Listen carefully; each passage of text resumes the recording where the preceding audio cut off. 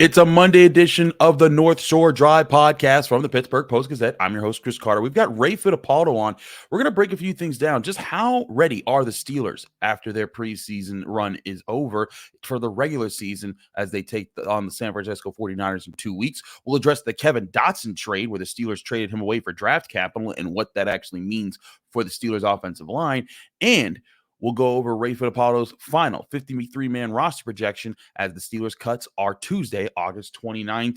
Again, I'm your host, Chris Carter. It's the North Shore Drive podcast on the Pittsburgh Post-Gazette. Let's get into it. You are now listening to the North Shore Drive podcast, a show on all things Pittsburgh sports from the writers of the Pittsburgh Post-Gazette, hosted by Christopher Carter.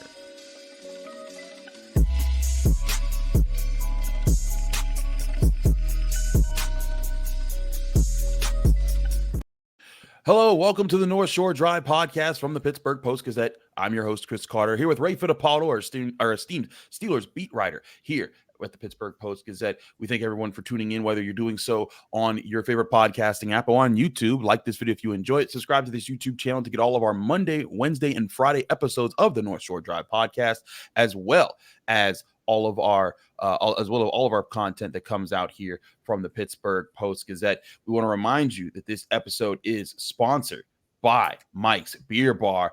Let me tell you about Mike's Beer Bar. It's my favorite place to go in the North Shore because you could go there whether you're in for a Steelers, Pirates, or Pitt game on the North Shore. Mike's Beer Bar is a great location right across the street from PNC Park and has the best selection of beer in town, as well as amazing food options with over 20 televisions where you can catch all your NFL, college football, Pirates, Penguins, Riverhounds, Premier League, any action that you want in sports. Mike's is going to have it for you there. And to enjoy it with that, you have over 500 different available beers, 300 of them being local beers and 80 of them being local beers on tap. Head over to Mike's Beer Bar. We'll have more on them later here. Ray, wanted to talk to you about the Steelers now that preseason is over and we can just start actually looking towards the season, even though it's still 2 weeks away here.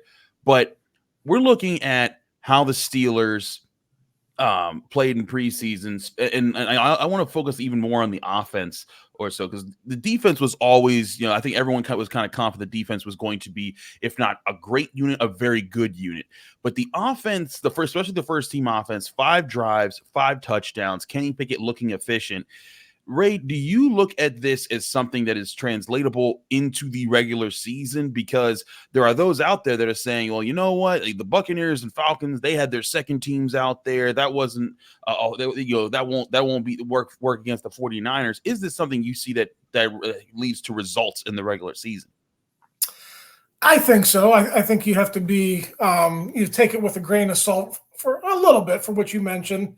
Both the Buccaneers and the Falcons didn't play their starters, but I saw it in practice every day up at Latrobe, Chris, and I know you did as well. They were efficient up there. They held their own against the Steelers defense for a lot of training camp. A little bit of a slow start up there, but really from that second week on, I thought the first team offense was really good in training camp too. So yes, I do think this it can translate to the regular season.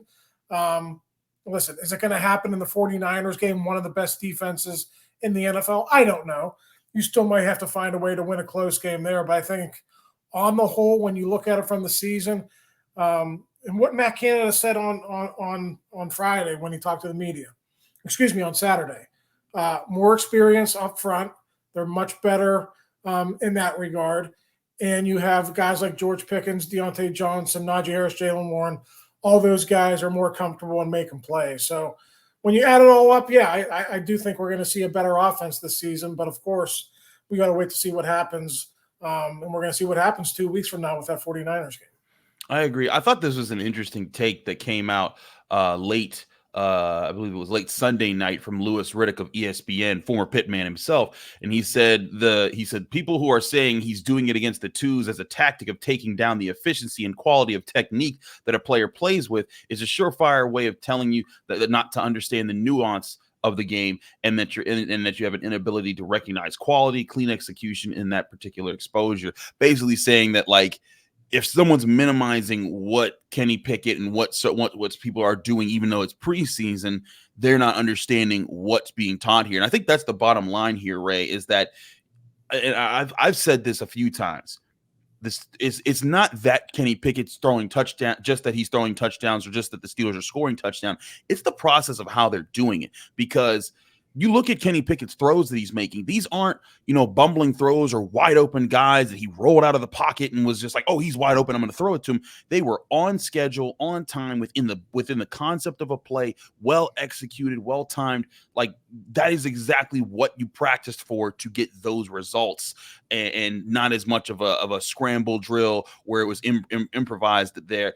I think that is the most impressive part about this, is that these are actual clean plays that the Steelers were getting off, and it looked almost routine with how well they were getting them off. Yeah, absolutely. It was a very clean preseason for the Steelers. You go back and look, that first 10-play drive against the Buccaneers, they converted 2 third downs. They were very efficient on third downs in the preseason under Kenny Pickett. Flawless, really, when you take a look at it. So that's another reason why I think it's translatable. If you want to flip it, Chris, and you want to say what if, let's bring that up. What happens in the 49ers game on September 10th where you get a 3-and-out? How are you going to react to that adversity?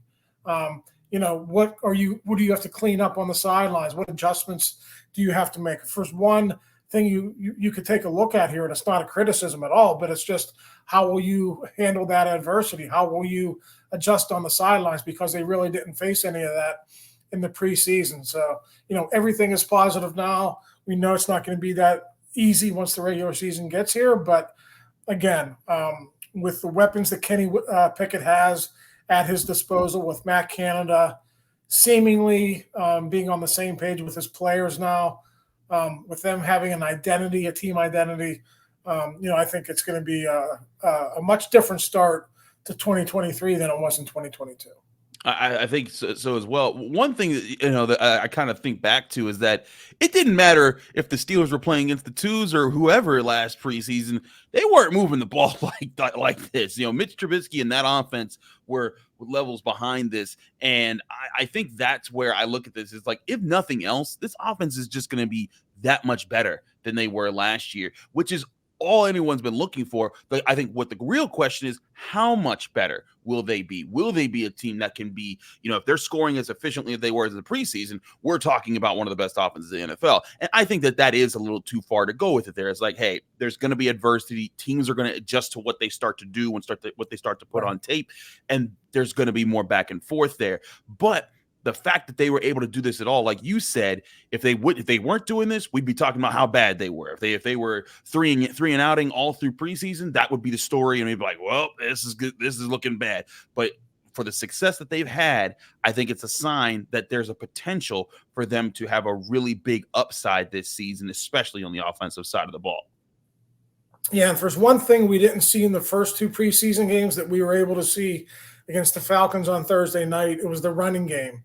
And I know some big plays got them down close, but you saw Jaylen Warren punch one in on a nice, tough run. You saw Najee Harris, too, and you saw Anthony McFarland do it, too. So that was the one thing that we didn't see. Everyone was like, okay, you're supposed to be a running team, but we haven't seen the running game in the first 2 games. I think we saw enough of that, and I really like the way those running backs ran hard, ran tough, got the tough inside yards, and that's what you're going to have to do if you're going to be a successful offense this season.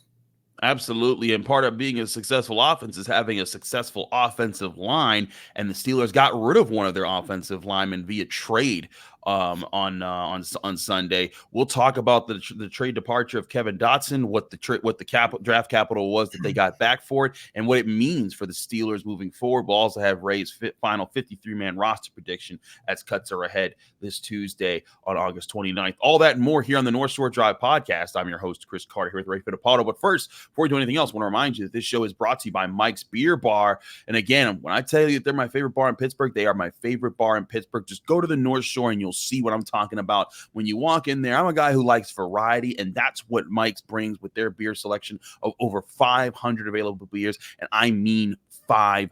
300 available beers. There's that many there. 300 of them are local beers, and 80 of those are different local craft beers that you can get on tap at any point in time. You can also get a flight to try out every option that you could dream of. And trust me, you won't run out of favorites, because I never do. And I'm always at Mike's checking out the new beers that they have in stock. And if you want to try some great food there too, you could do that with their steak on a stone option, where you can get a steak of your choice.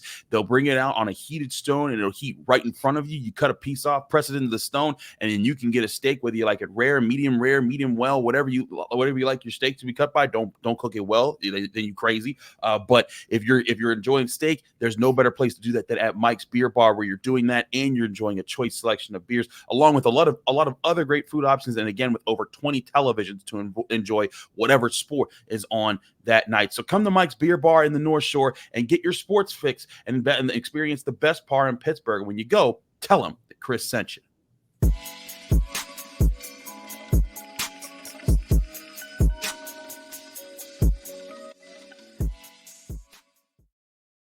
Back here on the North Shore Drive podcast, Chris Carter with Ray Fittipaldo, talking all things Pittsburgh Steelers this Monday morning. Now, Ray, we got to talk about the big news that came out Sunday night, and it was that Omar Khan and the Steelers made a move, but not to acquire a player, but to acquire draft capital, and that was to move Kevin Dotson. They traded him to the Los Angeles Rams, so he's going out to the West Coast there. And what they did was they didn't necessarily pick up new draft picks. They swapped 2 draft picks with the Rams. They swapped in 2024. The Steelers get the Rams' 4th round pick, while they give them their 5th round pick. And then 2025, the Steelers get the Rams' 5th round pick, and they give the Rams their 6th round pick. So essentially, what they did to get rid of Kevin Dotson, they basically turned a 5th round pick into a 4th round pick this upcoming draft, and then a 6th round pick into a 5th round pick. So they've doubled up on those rounds over the next couple seasons here. Ray, did this move make a whole lot of sense to you? Because, in your roster projection that we'll get to here in a bit, you had Kevin Dotson on your final 53, and Kendrick Green is a guy that wouldn't be there. We'll get to the Kendrick Green aspect of this, but do you think that this is going to limit their flexibility in the backups that they have on the interior offensive line? No, I think quite the opposite, because one of the reasons Kevin Dotson lost value is because when he's not a starter, he's not really a guy that you're going to address on game days. He only plays guard. And as you know, Chris, when Nate Herbig is healthy, and that's another aspect of this deal that we should touch on, it seems like that injury isn't going to linger for the next 2 weeks. He should be good to go if they made this move. Then there's just not a lot of value in keeping Kevin Dotson on your roster. Herbig is going to be the top backup at guard or center. You have Broderick Jones, who will be the swing tackle. And then, we could sit here, we could dissect who's going to be 8 and 9. But, right now, I think this is good news for guys like Spencer Anderson, perhaps Dylan Cook, perhaps Ryan McCollum. So they did lose a guy with experience. He started all 17 games last season. But to be honest with you, Chris, when this Steelers offensive line is healthy, the starters, Kevin Dotson just didn't have much of a role on game days. Yeah, I agree. And again, finding draft capital here, and even though it's not necessarily getting more picks added, it's improving their picks over the next 2 seasons. And with the Rams, I don't know what you, Ray. I don't expect the Rams to be that good this year, just the way that they're built and the way that they're in the NFC West. I could totally see that being a pretty high 4th round pick, and maybe even an early pick on day 3 of the draft. So that could be a boost. And then again, you still have your own natural 4th round pick, I believe, still for that season. So that there's some draft capital that they're getting there. And I think it's another sign that Omar Khan and Andy Weidel as a front office, they are okay making moves and not just kind of staying stagnant with who they have, trying to find extra capital and extra room to make the moves that they need to make. And I think it's interesting to see that they're saying, hey, instead of Kevin Dotson keeping around, because this was his 4th year, after this year, he was going to be a free agent unless they re-signed him. And as you were pointing out, I don't think they would re-sign him if he was a backup guard, unless it was for dirt cheap. So instead of, just naturally losing him to free agency, getting actual draft compensation for him, I think that was a pretty of a savvy move on their part. Yeah, and there's a small financial aspect to it as well, Chris.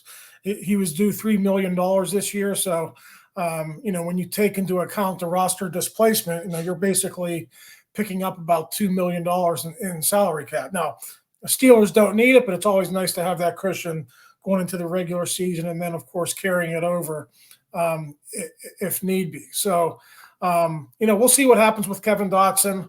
I assume if the Rams traded for him, they're going to have him be a starter. So that's good news for Kevin Dotson. He was a good pro here, but again, you sort of saw the writing on the wall when they got Nate Herbig early. Then when they go out and get Isaac Seumalo about a week later, they're just basically acquiring better players over him, and you knew his time eventually was going to be up with the Steelers. So it's good for Kevin Dotson that he'll remain as a starter likely, and we'll see what happens with the Steelers. But I think the Steelers are well positioned with their depth. Those guys will be taking his place will be younger, less experienced, but obviously the Steelers like them, or they wouldn't have made this move. No, I agree with that there. And you even pointed out, when we got into OTAs and minicamp, and when we started to talk to the Steelers, when we talked to Kevin Dotson, he's told the media himself, like, hey, like when they acquired Herbig, he was told like, hey, he's fine. That's not about him. But when they acquired Seumalo, there was nothing said to him. It was just like a note, like, oh no, that is his replacement. And there was no camp battle for that. It was just, that's Isaac Seumalo's job now. But you see the results, Ray. I mean, in the blocking that we've seen, Isaac Seumalo adds an extra dimension to the Steelers' offensive line that we haven't seen over the past few years. Yeah, and listen, Kevin Dotson's specialty coming into the league was supposed to be as a run blocker. He's been okay in that regard, but he's not Isaac Seumalo. I know you've seen the cut-ups on social media of what Seumalo's been doing. Especially Thursday night against the Falcons. He's just a really, really good football player, and he's going to elevate the play of guys around him as well. And, that's the thing. Kevin Dotson, I think, was like a replacement level player. But when you go out and get a guy like Seumalo, he's just going to not only make you better at the left guard position, but he's going to make you better at center. He's going to make you better at left tackle as well. So there's a big domino effect there. There's a reason they're paying him $8 million a year. And if he can stay healthy, it's going to be a great addition for the Steelers. I hear you on that. I want to talk more about your roster projection here in a second here, because I also want to hear how this trade impacts your decisions here as far as how you see the final Steelers 53-man roster gets decided.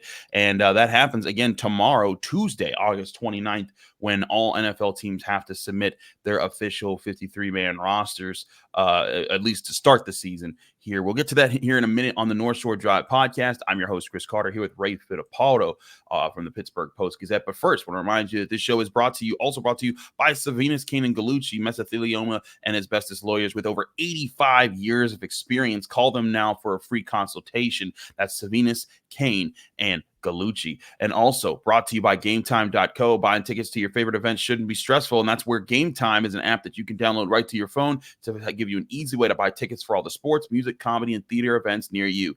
Game Time gives you killer deals on last-minute tickets with a best price guarantee that can't be beat, so that you can stop stressing over the tickets and start getting hyped for the fun that you're about to have. Again, download the Game Time app right to your phone, and it allows you to book tickets even up to the last minute with exclusive flash deals for all different events, whether there's football games, basketball games, baseball games, concerts, comedy, theater, anything near you. Game Time is most likely going to help you with. And their best price guarantee means simply this: if you find tickets in the same section and row for less somewhere else, Game Time will credit you 110% of the difference. That's a significant factor there for their best price guarantee. Snag the tickets without the stress with Game Time. Download the Game Time app, create an account, and use code PITTPIT for $20 off your first purchase, or go to their website, GameTime.co. Terms and conditions apply. Create an account and redeem code PITTPIT for $20 off. Download Game Time today. Last minute tickets, lowest price guaranteed.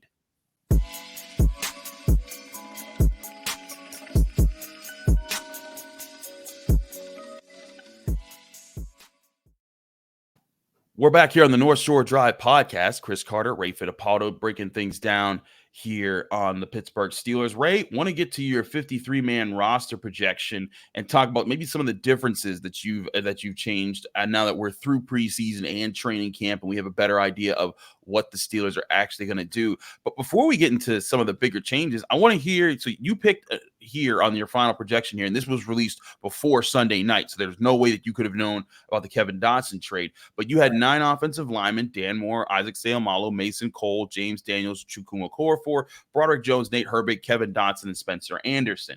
With Kevin Dotson being out of that mix, do you still see it being 9 guys? And if there's 9, who is that 9th guy? Is it Green, McCollum, or Cook? Yeah, I mean, that's going to be an interesting decision. I think they could go with 8 now, but I wouldn't be surprised if they go with 9. You just mentioned the top 7, the starting 5, and then, of course, Broderick Jones and Nate Herbig are your lock top 7 right there.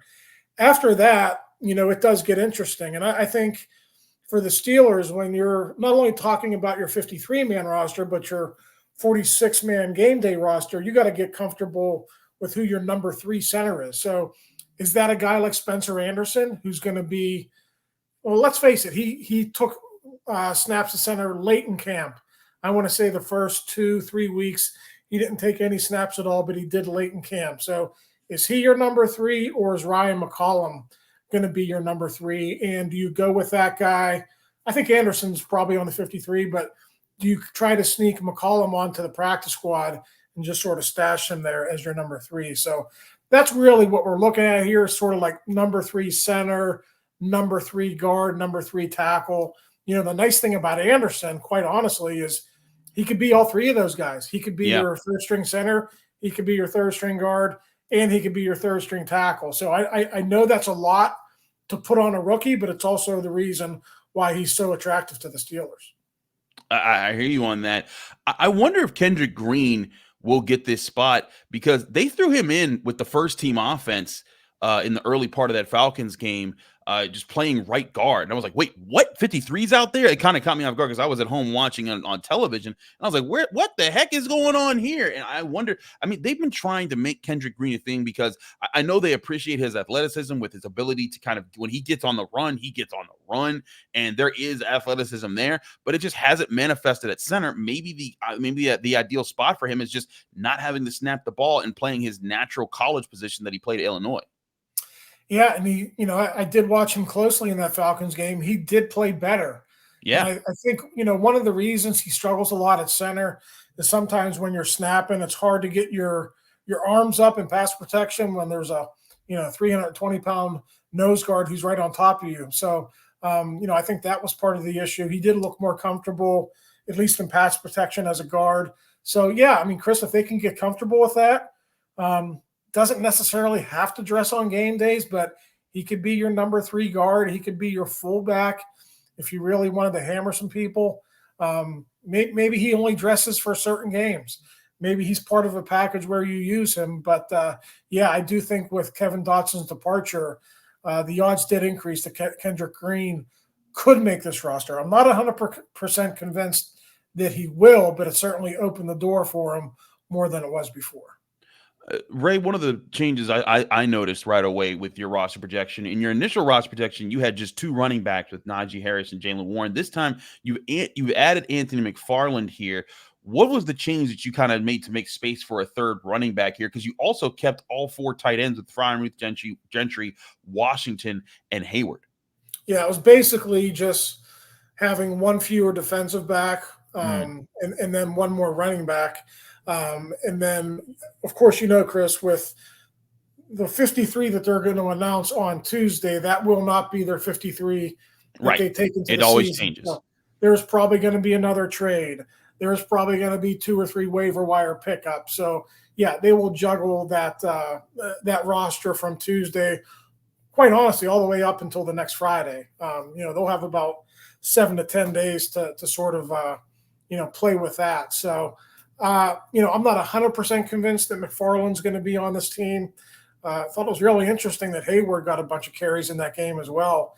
That kind of went back to my original point of only having 2 running backs on the roster. But that was just like, hey, if you want to be traditional and you want to go with 3 running backs and you don't want to take that risk going into the season, I think McFarland, at the very least, earned being the number 3 running back on this team. We'll see what happens Tuesday and whether they believe he's earned the right to be on this 53-man roster. I hear you on that. What are some other big changes that you had here, or just things that you kind of changed your mind on with how they're going to use the rest of their spots on this roster?